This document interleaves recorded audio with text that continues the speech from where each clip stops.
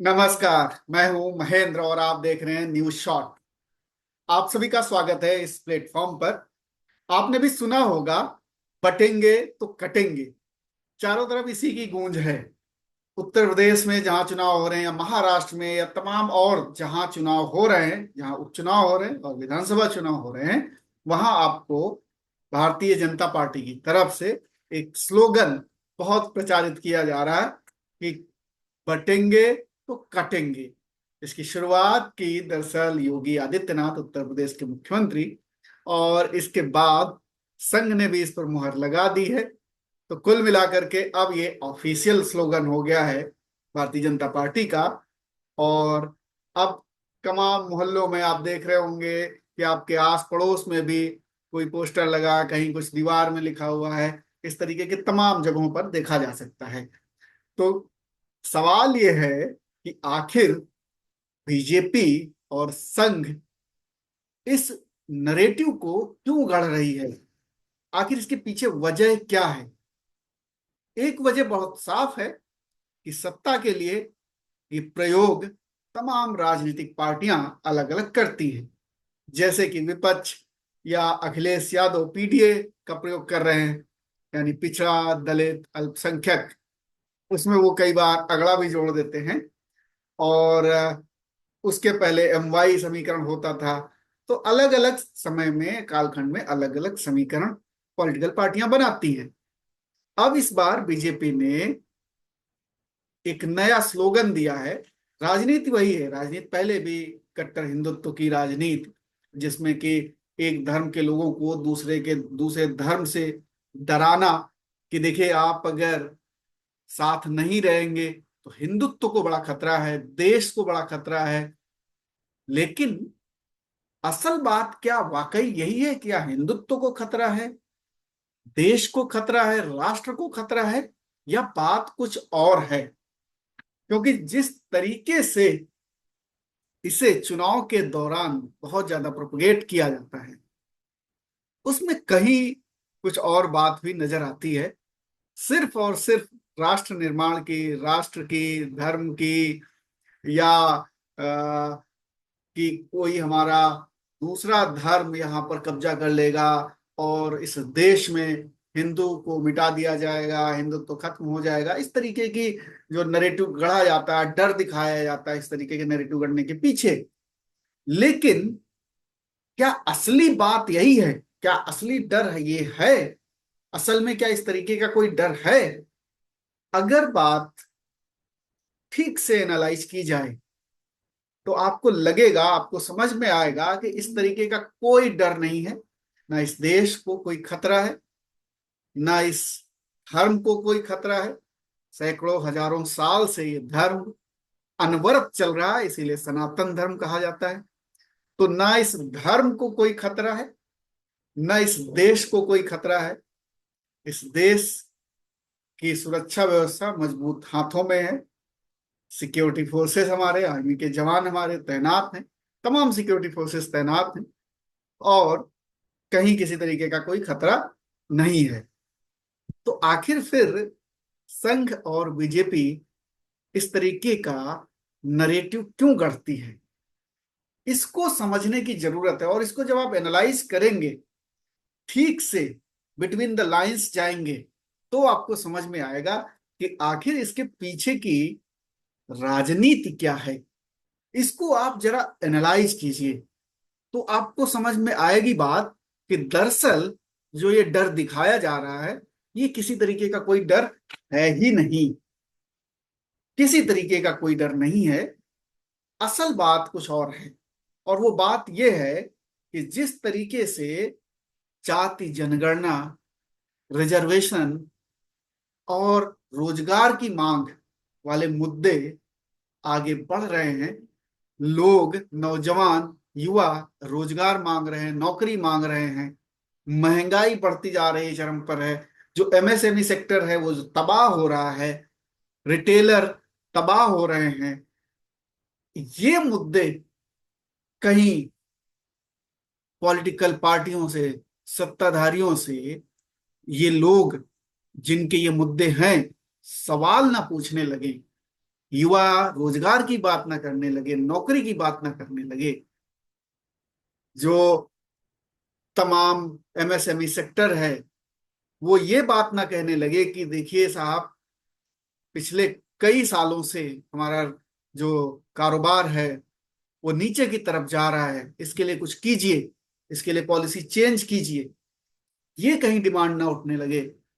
जो ओबीसी है, जो दलित है, वो अपनी भागीदारी ना मांगने लगे कि हम मेरी भागीदारी हर जगह हर सेक्टर में होनी चाहिए। वो चाहे सुप्रीम कोर्ट में जजेज की बात हो, चाहे यूनिवर्सिटी में प्रोफेसर्स नियुक्त करने की बात हो, चाहे डॉक्टर्स की बात हो, कहीं भी नौकरियों में जो पद खाली पड़े हैं, कई जगहों पर वो समाप्त किए जा रहे हैं, तो उन पदों को भरा जाए, रिजर्वेशन की पॉलिसी लागू की जाए। इस तरीके की डिमांड ना उठने लगे, उठ रही है अभी, लेकिन और ज्यादा ना उठने लगे, मजबूर ना हो जाए सरकार उनकी बात को सुनने को, इसलिए डाइल्यूट किया जा रहा है। फिर एक डर दिखाया जा रहा है कि धर्म संकट में है, राष्ट्र संकट में है, और आप नौकरी मांग रहे हैं, आपको रोजगार की पड़ी हुई है।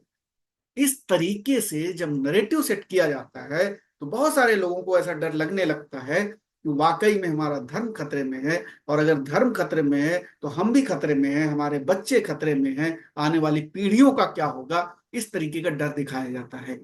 तो व्यक्ति जो है सोचने लगता है, उस पर आम मतदाता ये सोचने लगता है कि क्या वाकई में इतना बड़ा आदमी, इतना बड़ा नेता, मुख्यमंत्री जब ये बात कह रहा है तो वाकई में होगा, डर होगा, हमारे देश पे खतरा होगा।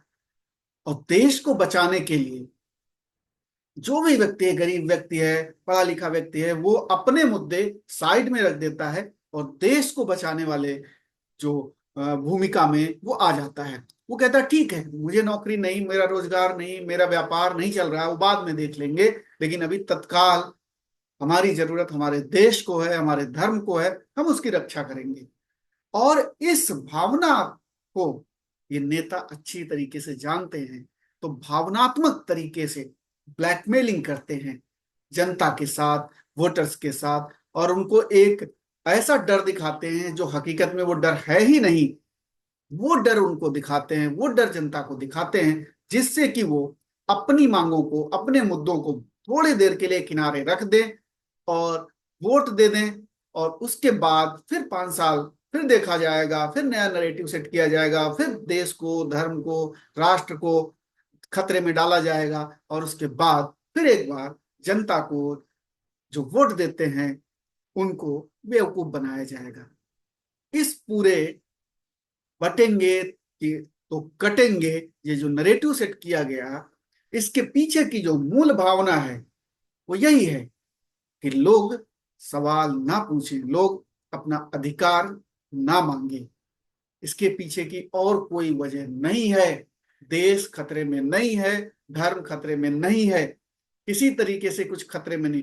अगर देश और धर्म, एक मजबूत सरकार जो 10 साल से केंद्र में है तब भी खतरे में है, तो ये उस सरकार के लिए बहुत ही सोचनीय विषय है कि वो सरकार जो अपने आप को कहती है कि इससे मजबूत सरकार इस 75 साल में कभी नहीं आई, अगर उस सरकार में भी देश खतरे में है, धर्म खतरे में है, तो वाकई सोचने वाली बात है कि क्या ऐसी सरकार एक दिन भी रहने की स्थिति में होनी चाहिए।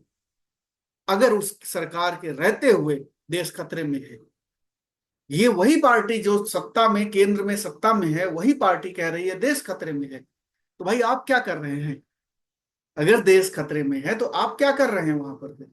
आपके होते हुए भी देश खतरे में है। तो ये इस तरीके के नरेटिव से, इस तरीके के स्लोगन से बिल्कुल भी विचलित होने की जरूरत नहीं है। स्लोगन आपकी आवाज को बंद करने का काम करते हैं, आपके मुद्दों को, आपके जितने भी अधिकार हैं, मुद्दे हैं, जरूरतें हैं, उन पर एक कंबल डालने का काम करते हैं। और ये इसमें एक्सपर्ट होते हैं। आपको तमाम तरीके के फेक वीडियो दिखाए जाएंगे, तमाम फेक न्यूज दिखाई जाएगी, बहुत सारी चीजें ऐसा दिखाया जाएगा, ब्रेन वॉश किया जाएगा, जिससे कि आपको लगे वाकई देश खतरे में है। क्या होगा आगे आने पीढ़ी के लिए, और हमें, हमारी तो कट गई, अब आने वाली पीढ़ी के लिए हमें लड़ना होगा।